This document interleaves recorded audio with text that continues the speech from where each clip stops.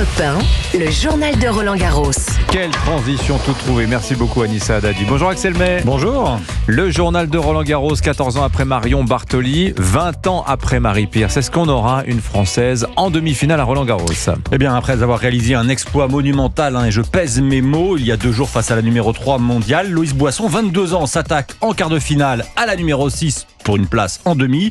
La numéro 6 mondiale, c'est la prodige russe de 18 ans, Mira Andreeva. Et pour la petite histoire, l'entraîneur d'Andreeva a assisté en tribune au 8e de finale victorieux de Loïs Boisson, prenant des notes durant tout le match, car forcément, quand vous débarquez porte d'Auteuil avec une invitation et en étant 361e mondial, vos adversaires ne vous connaissent pas. Et quelles sont les armes de Loïs Boisson? Un service dévastateur, un coup droit ultra puissant et un physique d'acier. Il est rare de voir une joueuse aussi musclée, et Charles Bouchin a demandé à son secret à son préparateur physique Stéphane Durand.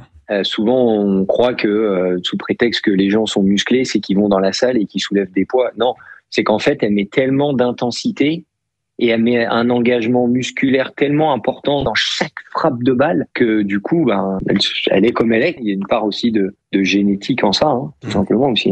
Le préparateur physique de Loïs Boisson qui aura la lourde tâche de faire pétiller le court central. Ce sera après le quart de finale 100% américain entre Coco Gauff et Madison Keys. Je rappelle que la première demi-finale est connue. Choc entre la numéro 1 mondiale, Aryna Sabalenka, et la triple tenant du titre, Iga Świątek. Ça va être monstrueux. Chez les messieurs, de très belles affiches aussi.